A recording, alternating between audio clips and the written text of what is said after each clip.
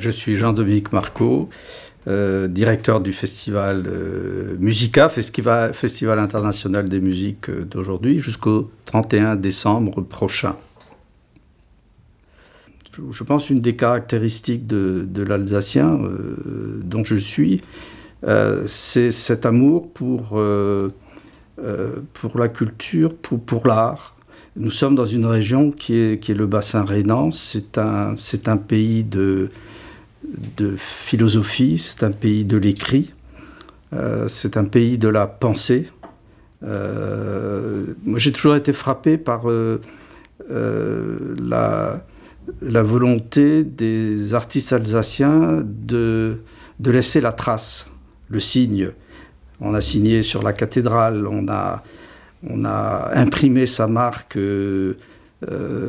sur le papier, puisque Strasbourg a accueilli Gutenberg quand il mettait au point son imprimerie. Aujourd'hui, grâce à Musica, Strasbourg a quand même accueilli les plus grands compositeurs du XXe siècle, que ce soit Boulez, Stockhausen, Nono, Berio, Michael Tippett, John Cage, qui est venu à Strasbourg, enfin tous les grands compositeurs de la seconde moitié du XXe siècle sont venus à Strasbourg, à Musica. Et ce qui fait de Strasbourg, c'est vrai, aujourd'hui, une des grandes capitales de la création musicale en Europe. Et c'est assez unique, puisque la plupart des autres festivals importants de musique contemporaine sont installés dans des capitales. Bon, il y a l'exception de Dannhauchingen, qui est dans dans une petite ville en Allemagne. Mais l'activité de la création musicale se déroule plutôt dans des grandes villes. Et Strasbourg, pour moi, bien évidemment, c'est une grande ville, mais ça reste quand même une capitale de région, et qui a cette force-là, cette capacité de proposition. Et cela est dû aussi comment dirais-je, au fait qu'il y a eu dès le départ une entente qui est assez rare entre l'État et les collectivités locales. Très vite, dès 1982, elles se sont entendues, enfin les collectivités locales et l'État, elles se sont entendues pour soutenir un nouveau festival à parité. C'est-à-dire que les collectivités ont décidé de donner la même chose que ce que donnerait l'État. Eh bien, 35 ans plus tard, c'est toujours le cas.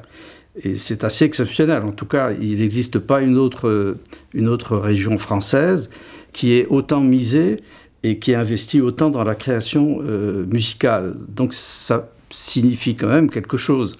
D'autant plus que beaucoup de représentants de ces collectivités locales, donc les élus, n'aiment pas forcément cette musique-là. Mais ils pensent que c'est important pour la région de donner cette image de modernité qui accompagne l'image traditionnelle qu'on a de l'Alsace, qui est plutôt une image de patrimoine, de tradition. Or, vous trouvez cette attitude nulle part. C'est à la fois une attitude intelligente, c'est une attitude de tolérance aussi, parce que c'est pas évident d'investir dans quelque chose qu'on n'apprécie pas forcément. La musique est un des vecteurs de la vie sociale dans les villages. Je crois que chanter ensemble est quelque chose d'important.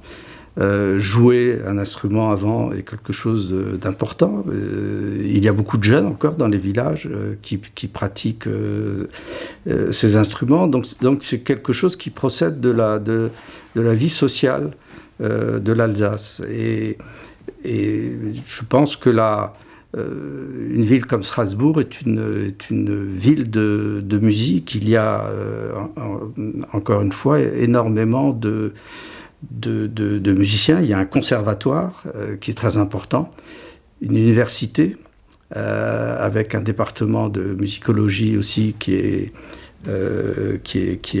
fameux, qui est important. Il y a maintenant ce qu'on appelle l'AIR, la Haute École des Arts du Rhin, avec une académie supérieure de musique. Bref, il y a énormément d'outils, de structures, d'institutions, même d'associations qui sont dédiées à la musique. Et ça va de la musique dite savante jusqu'à la musique pop. Et c'est je vois le dynamisme du conservatoire. C'est l'un des rares à avoir une classe de composition fameuse qui a été dirigée par des compositeurs importants comme Philippe Manoury, qui est l'un des compositeurs français parmi les plus réputés en Europe, Ivan Fedele aussi.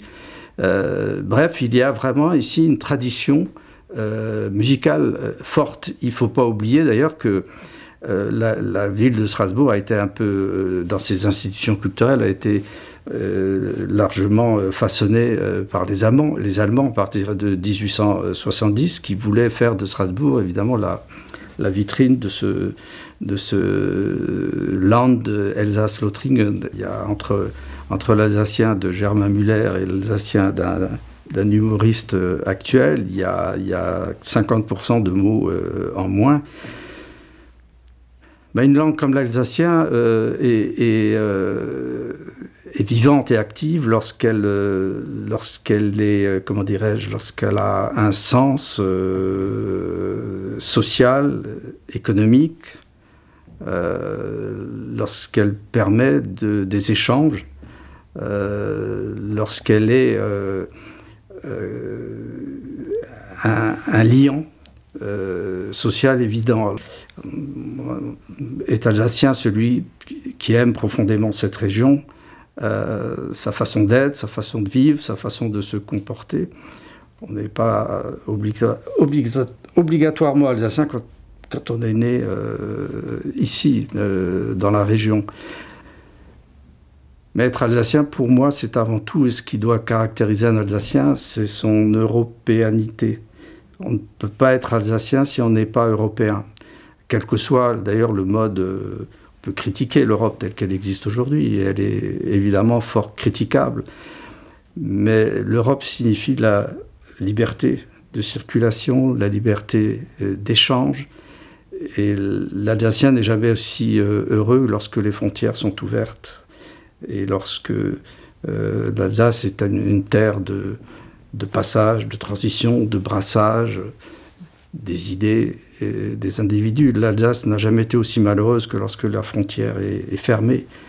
Donc l'Alsacien doit être avant tout un Européen imprégné de deux cultures différentes qui ne sont pas antagonistes, qui peuvent se compléter.